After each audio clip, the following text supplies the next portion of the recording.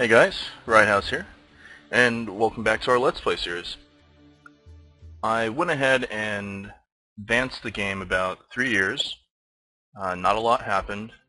It was a time of peace for Rome, and we got our manpower up a little bit higher, probably like 20,000 more manpower since then. We fought a few little minor battles along our borders with barbarians, but nothing crazy.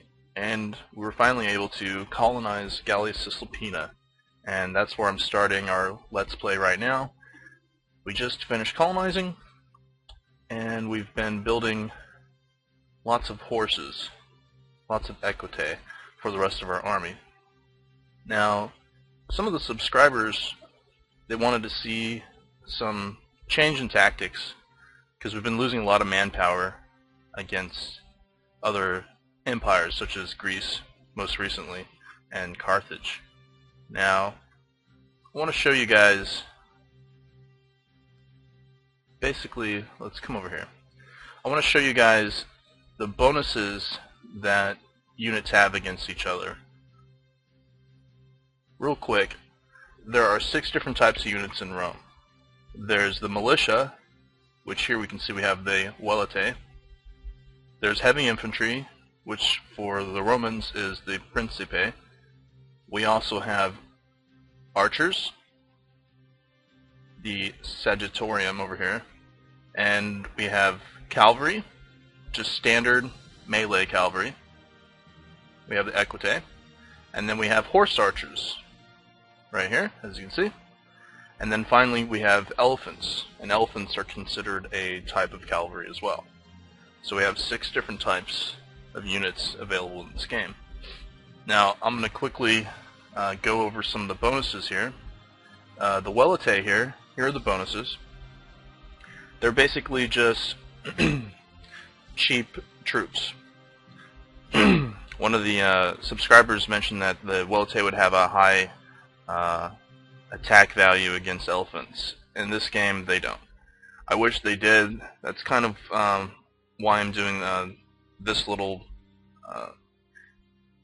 giving you guys this information, because mass units of veletae isn't going to do much against war elephants. As you can see, they only get a 25% bonus. That's pretty wretched. In fact, the highest bonus you can get would be from the heavy infantry, which is what we have been using. So a change in tactics for us right now isn't going to help us too much in that regard. However, I think having more equitae will benefit us a lot. The only problem with the equitae is they're not so good against heavy infantry, and we've been fighting a lot of heavy infantry, so we're going to have to balance it out with horse archers. Now, I don't think Rome was renowned for its use of horse archers. However, this Rome will be. Now, down at the bottom it says, bowmen mounted on horses, combining the strengths and weaknesses of both types of unit. However, it can also be very deadly, as the Roman general Crassus found to his cost. So, sticking to the tradition and history of Rome learning from their enemies, we're going to learn from our enemies and start training Romans on how to fight on horseback. We'll start training Romans on how to fight on horseback, and also recruiting the indigenous people that already fight on horseback as our allied horsemen. So we'll start recruiting some more of these horse archers and equitae, and they will be our flanking forces and give us that small edge against enemy heavy infantry. So our heavy infantry will be the backbone of our armies. Now, if we look at our army composition here, we have, for instance, the second legion here. We have 2 militia, 5 heavy infantry, 2 cavalry, 5,000 archers. Now, we probably would want to have more heavy infantry, like 10,000 heavy infantry. And I say that because when heavy infantry, when the units are depleted from the front line, if there's no heavy infantry left and they've been taking all the casualties, then the archers are going to get slaughtered. So if we do beef up the heavy infantry, that'll be better. However, I would only do that if it's a campaign army. For a garrison army, we're looking at maybe one big battle to two big battles against barbarians. And so just having those extra archers for a defensive unit would be better, because then I can have a larger army of infantry elsewhere instead of stuck on the borders. See, you can see how many men we have along our borders now. That's quite a lot. But some of these barbarian hordes have been getting pretty big. I think the largest one we had was like 25.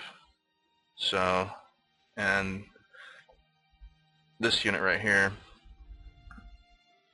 when I combine it, that's only 15. So they'd still outnumber us by 10,000 even with these larger legions on the border.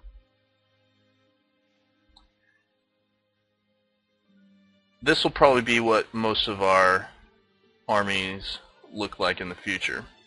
Heavy infantry, cavalry, and a little less archers than heavy infantry. But I'm probably going to throw in some horse archers as well. So the gap between archers and heavy infantry will be made up by the horse archers. Alright, so our cavalry, they're really just there to flank. So they're going to attack the tender parts of the enemy army. I would like to get some elephants in the future, but it's not like it's not something I'm going to be worrying about too much. Elephants would be nice, but Rome historically really didn't ever use elephants, not like the Carthaginians did, or even Epirus. But we could use elephants, but I just don't see elephants being used up in the north. Like I said, I want to keep it more ahistorical and not change history too much. Let's see how the Romans fought. You know, let's not drift too far away from that.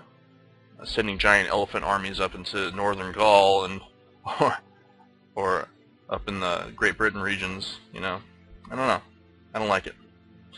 But horse archers, though, I could see horse archers being used, even like a scouting role. But I could see them in armies, especially as, you know, allied units. So we'll be using horse archers. Okay, so that's basically that should answer some of your guys' questions as far as unit composition. We've been doing pretty well. We haven't. Our unit compositions were pretty solid. As you can see here, archers are very good against heavy infantry. That's why I use a lot of them. They're also very excellent against militia, and a lot of the barbarian armies are largely militia. So the archers, one unit of archers is the equivalent of 2 units of militia as far as the barbarians are concerned. And then the Principe, they just hold the line so the archers can do the dirty work. And cavalry are very good against militia, so we'll see them come into play later on as well. Okay? So, if anything, I would beef up the size of the cavalry that we have available on the front line up here. Probably get rid of the 2 militia units, since they're just manpower anyways, and throw in some more cavalry. Like up here we have 3 cavalry units, along with this unit. So, just a few things for you guys to think about. I know historically when I was talking about Rome and some of their tactics that they evolved to fight against elephants, they started using, you know, skirmishers, using pila against the elephants.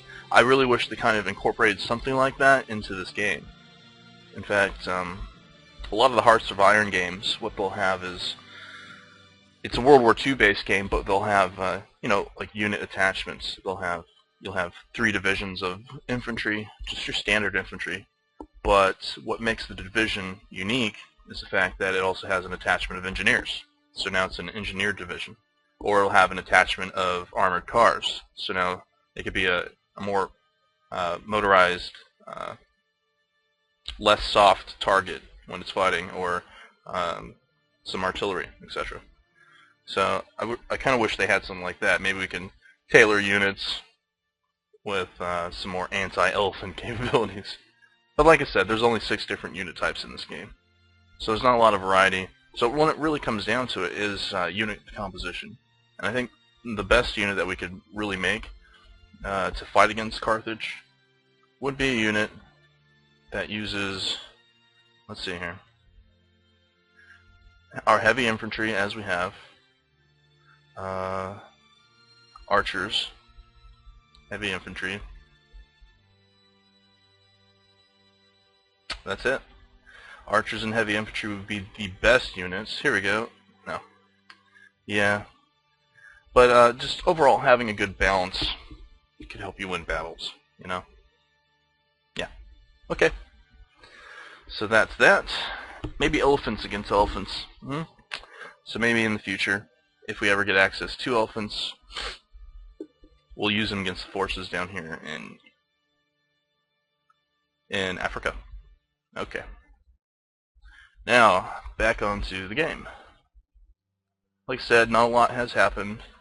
We've just been gaining manpower.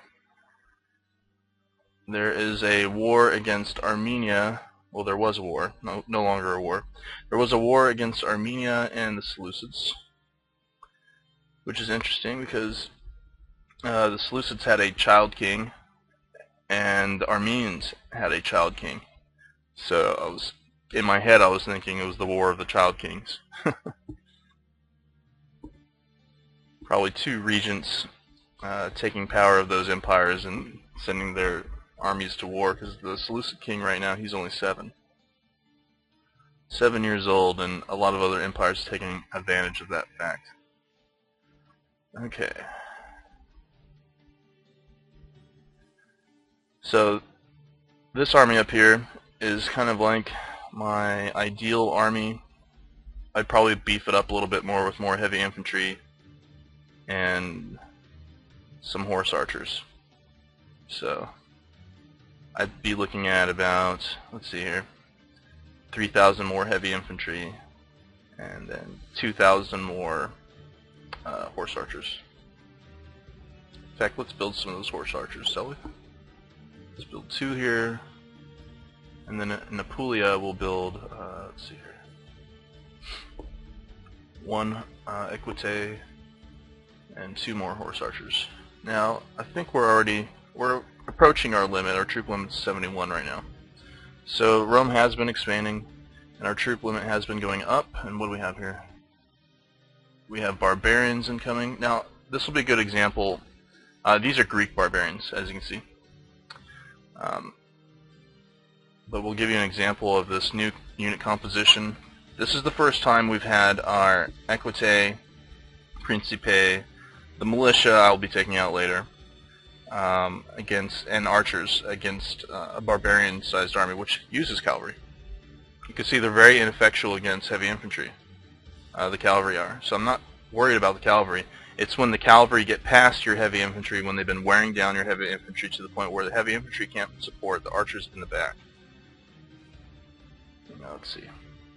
Now our cavalry is doing quite a bit of damage to them. You could just see that we just slaughtered. We lost a 1/10 of what they lost. It's no comparison, right? Okay, so that's good news that our armies are well composed. Another strategy change that we need to look at is when we march into regions. If you look at their supply limit down here, when we were in Epirus, we had a supply limit of 37. That means we had 37. We could support 37 units. We can support a stack of 37,000 men. When we march into Macedonia, before we take it, we can only support 7.5. That's it. The rest start starving, and that's where most of our manpower losses were fighting against Macedonia, because our troops are just starving. Just high amounts of attrition and disease. That's where we're losing all of our troops. So there's not a lot we can do to change that other than to split up our armies into smaller sizes, and when we do that, Macedonia doesn't have that problem of attrition. It's their land, it's their turf. So they come in and they smash our troops. They would smash our smaller armies to pieces, and if we keep our large armies together, then our large armies are going to be taking huge amounts of attrition as well. So playing defensive as a nation is definitely beneficial to that nation. but we only attacked Macedonia from one direction. I think that's key. We only attacked Macedonia from Epirus, so we hit Macedonia from Epirus to here. And then we did this little jockey. We just moved back and forth here, and we took a lot of attrition. I think in the future, Rome's going to be a little stronger. We're going to bring 2 of these large armies in, and we'll do a little pincer maneuver. We'll send one to Thessaly and siege it immediately, and the one in Epirus will move to Macedonia and do the same. That way, their armies will be stuck. So we'll basically already have an army here in Thessaly, and we'll have one here in Epirus, and this one will stay put, and this one will attack. And when the Macedonian legions are units, the Stratos is defeated, they'll fall back to Thessaly, or they'll be destroyed. Okay, so those will be our change in tactics in the future. I think they'll work out for us. I'm not going to be pursuing these barbarians, but if we're going to be applying these tactics to other empires, I think before we start the wars we should take a step back and try to come up with a more sound strategy, especially since Rome's going to be larger. We're going to be able to do much more, especially when wars are concerned. Okay, barbarian absorption. With the founding of the colony on our frontier, settlers have come into contact with the native barbarians. Our governor is doing his part, using his skills to convince uncouth savages to settle down and live in a more civilized manner. The barbarians of Bononia. Excellent. So Bononia is going to become Roman. Let's go ahead and do that. Successful colony. Excellent. Now we have more toga-wearing Gauls. Okay. They actually called these the people up in the north Gallia Togatus, which really meant Gauls with togas. And if you guys know what a toga is, it's that white robe that the Roman men in the Senate wore. A lot of Romans wore. That was the toga. If you ever go to the college toga parties, like I used to, yeah, they're pretty popular. Okay, so we have Liguria and Bononia. Both of them are now Roman religion. Excellent. So the same we should see from these two in the future, I'm sure. And slowly over time, all these areas are turning Roman. The culture is turning Roman. The religion's already Roman, except for this one down here. They're Greek, and a lot of our outlying areas as well. So it's coming together. I'm happy. Yeah, a lot of good stuff is happening, and these areas will expand to in the future. When we expand to these two areas, I'm sure we're going to start getting missions from the Senate about expanding into Gaul.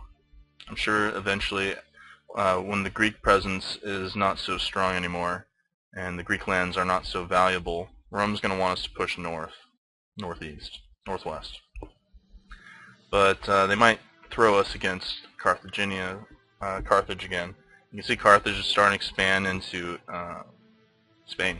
So, but okay, let's get back to business.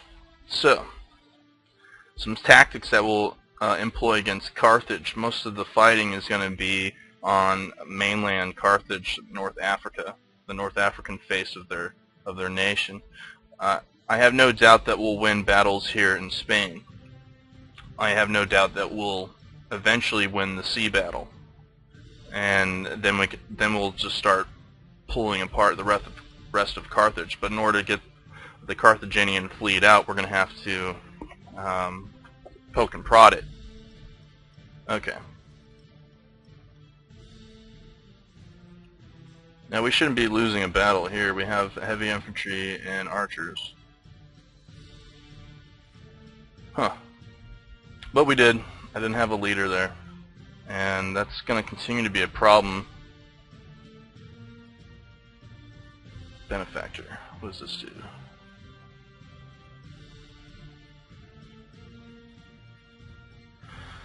Oh. The trait Benefactor gives a local tax modifier of +5. That's good. Alright, so we definitely need to have leaders on these units. If you don't have a leader, then your army's suffer pretty badly against enemies in combat. Okay, lack of trade, so we got a new form in Gallia Cisalpina. Excellent. This man's striking back at his rival, making him lose some popularity in the Senate. This man here, right here, this was that unloyal man. He wants to take control of the 5th Legion. Why is he so unloyal? He's wretchedly loyal.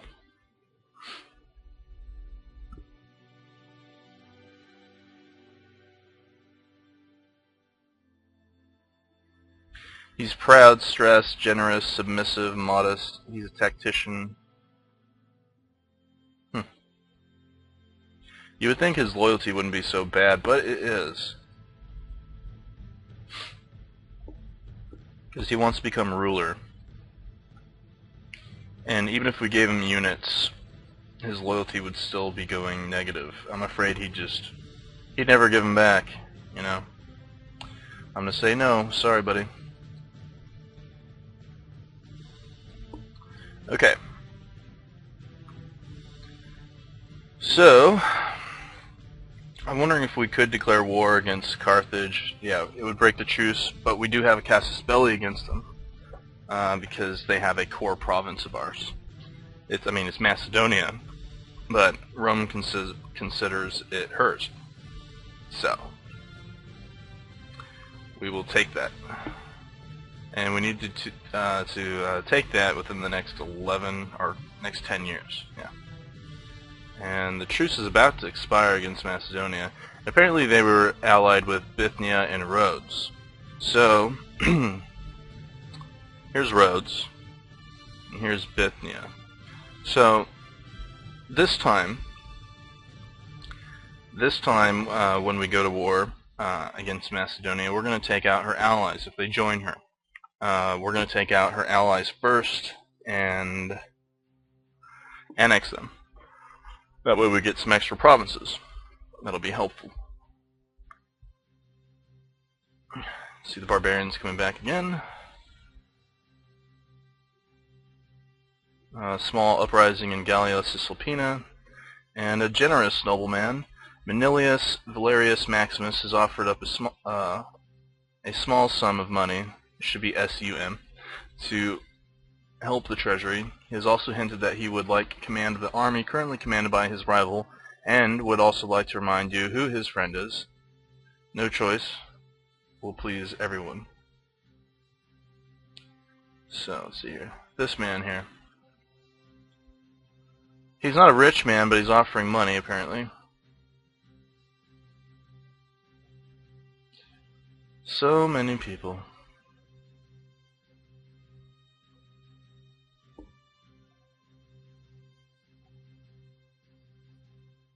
Let's see here.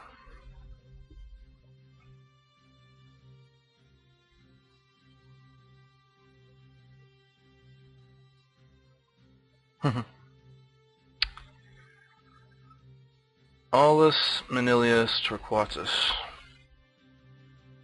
removed from command of the 3rd Legion, and Manilius Valerius Maximus takes command. He is assertive, brave, selfish, he's proud, he's dumb, he's suspicious, and he's secure. And he's probably one of the worst. He's the worst martial value we could get. Where's the 5th Legion, by the way?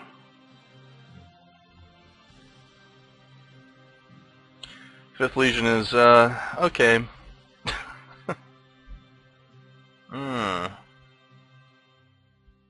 This man here, he would lose some loyalty. That's not bad. Okay. Well, we'll reward his generosity. Yay. So now we got this crappy commander.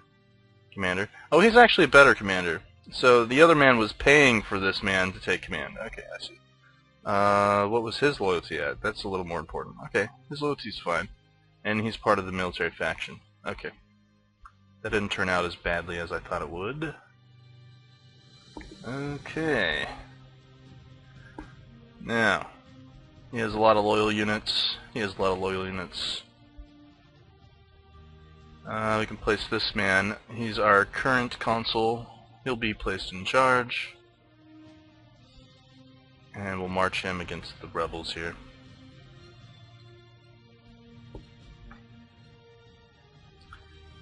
And the barbarians were finally quelled to the north. And we have more barbarians incoming. So yeah, lots of barbarian activity on our borders. Are all these men, let's see here. Horse archers, yeah. Okay, let's combine them. Let's see here.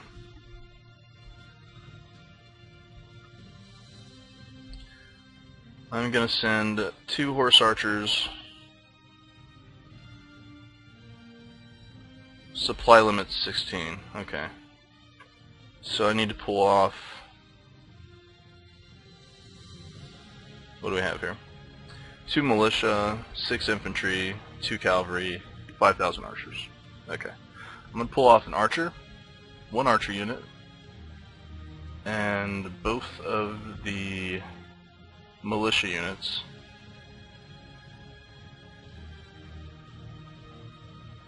And they can come to Rome.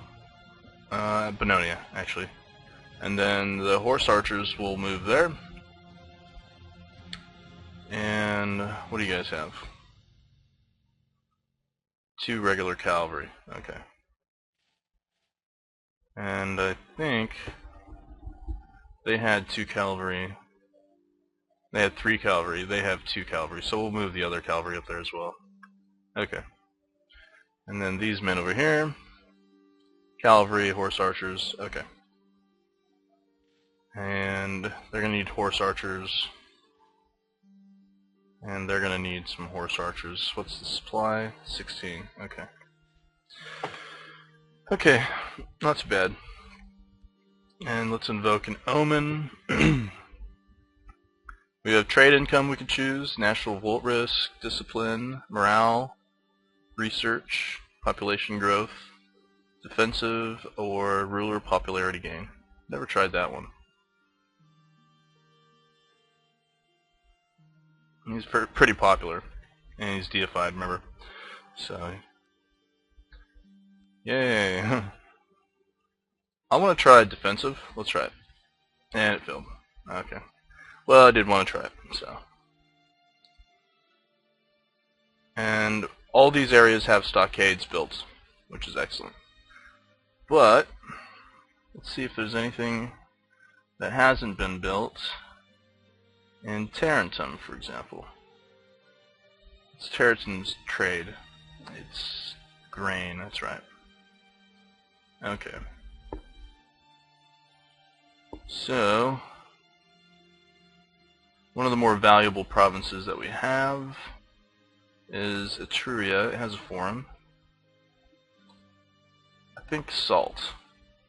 So we'll build a forum there. Excellent. So we'll continue building buildings. Building the buildings. And advancing the Roman Empire. And I think what I'll do is I'll pause the game and I'll come back when something interesting happens, just to get through some of this this boredom. If you guys want to see me play every year out, just say so in the comments below. If I get an overwhelming number of people that want to see that, then obviously I'll start doing that again.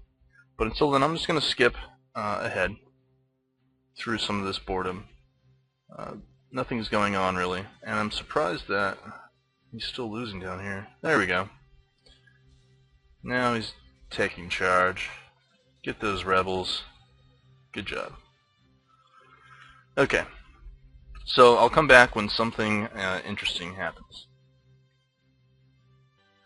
Alright guys, and welcome back. This is interesting. We finally got rid of the populist consul, and it was replaced by a mercantile. So that's very, very good. Excellent. So now, finally, the cost of improving our stability, which was rather low, can begin to increase again. That's good. And then we also at the same time had a rebellion in Corsica. So we'll just move our army over to Corsica. Hopefully they can beat them there. I'll leave the fleet out there for support. And we've continued to have barbarians smashing into our border legions. They apparently want a new leader here. The proconsul, or no, he's not a proconsul. Bublicus, let's see here.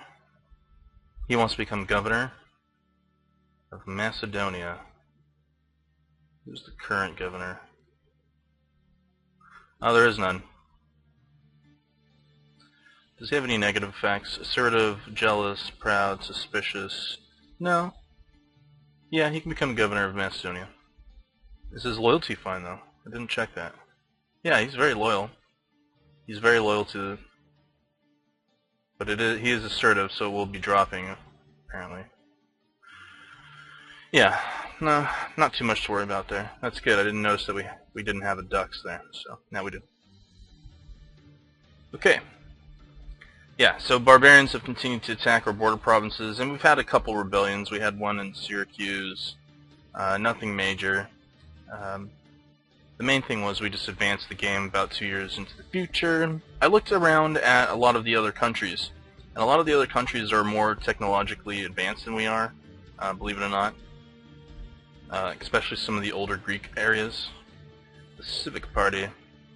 Excellent. Civic Party just gained a lot of senators. That's good because the Civic Party was in massive decline from they used to run most of the Senate, and now the mercantiles seem to run most of the Senate.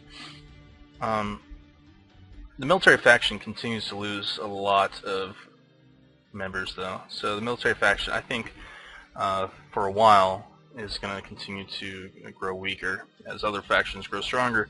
But the populist faction, that's the big one. I think a lot of the military faction leaders went and joined the populists. They have a very inspirational populist faction leader. The thing about faction leaders for populists is that the faction leaders, for every point of charisma, they gain 3 times the amount of political attraction.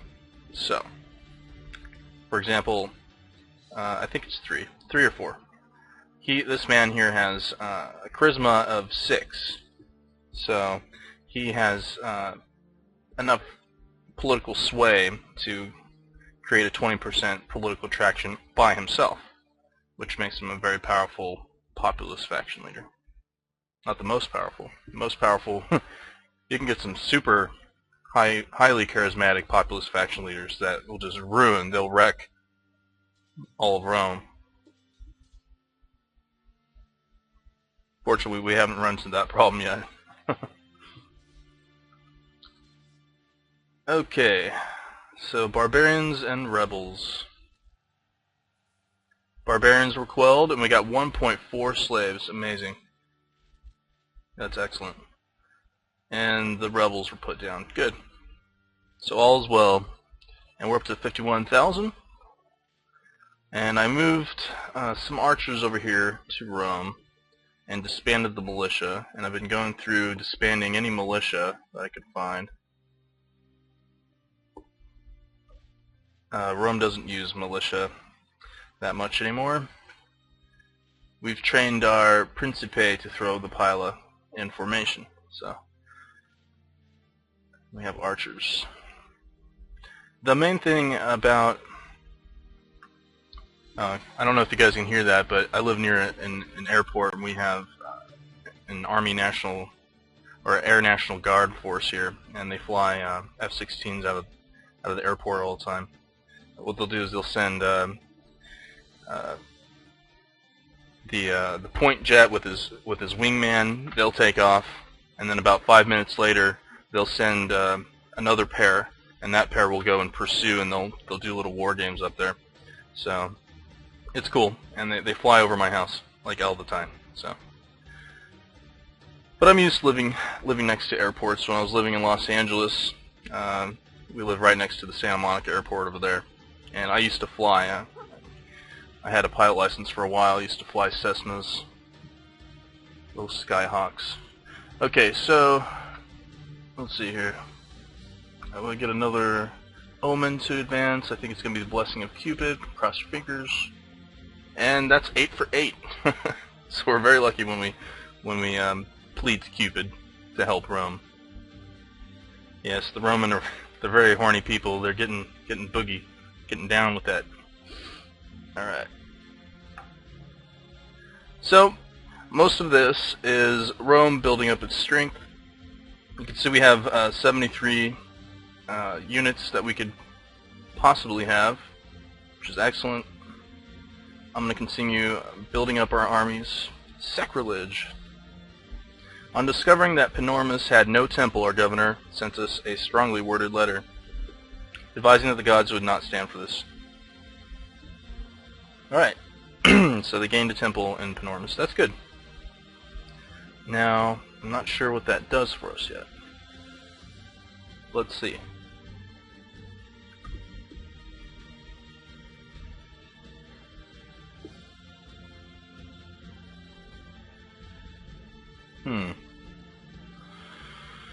So a temple then. Well, let's look at the temple. Religious prestige +1. I'm not sure what that modifier actually does. If you guys know what religious prestige +1 would do for us, please let me know. I'm going to start building temples all over the place, and I'm thinking that prestige measures the power of a religion. But with no tooltips that pop up, I'm not sure if that's the case or not. You can see that our power has been waning. We weren't always at 4.5 power. We were higher before. So if we built temples everywhere, we'll keep an eye on that. That 4.5 increases after we build temples everywhere. We'll see if that has a significant impact. Also, but I'm saving the money to increase our stability back up to where it used to be.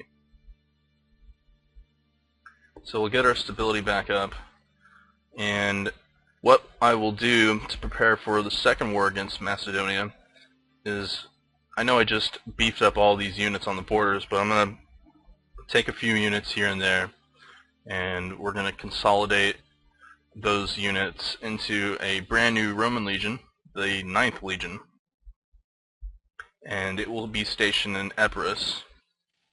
And then this legion here in Thessaly is going to have to be beefed up. It's about 20 units, I'm thinking. 20 to 25 units. In fact, here was my next plan as far as Macedonia is concerned. My next plan was to leave this legion here, the 7th Legion, nice and strong, so that the first Stratos in Macedonia never attacks. So we have temples popping up apparently. One second, and then I'll finish my thoughts up here. Let me read this. The gods have turned their backs on us, and we all know why. Our college of priests are not doing their duties properly. Cavernius Genucius knows exactly who it is, and has already begun prosecution.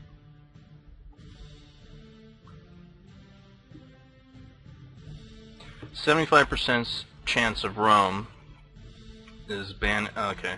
Servius Fulvius Paetinus, the Dux of Gallia Cisalpina, is banished to Sequani. Sequani is one of these military tribes up here, I believe. Yeah, up here. Caverius Genucius becomes rival of Medius Fulvius Paetinus, Fulvia Paetini Prima, Fulvia Paetini Secunda, and Servius Fulvius Paetinus. And 25% chance of Cavernius Genucius losing 10 popularity, and the trait exile rival. Okay. So this man here, it says he's Roman, but guess what? Guess what, everybody? This man is a Roman. He's one of the toga-wearing Gauls. You can see his culture is Celtic. His religion's Roman, and he's a member of the Roman Senate now. So we now have we probably have several toga-wearing Gauls in the Senate now. That's very interesting. So we have a Gaul about to exile a true Roman to a Gaulish province, right? Is that what's happening here?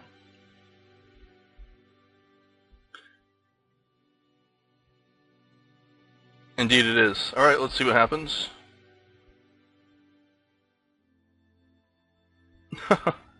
Okay. Wow. So, Cavarinus Genusius has completed his ambition, and he exiled his rival to Sequani. So in Sequani now they have a Roman that's been exiled by a toga-wearing Gaul. Oh, if you could hear the jets, I don't know if you guys can hear it or not, but the second flight just went up to go chase the first flight. Alright, so off they go. Some war games up in the sky.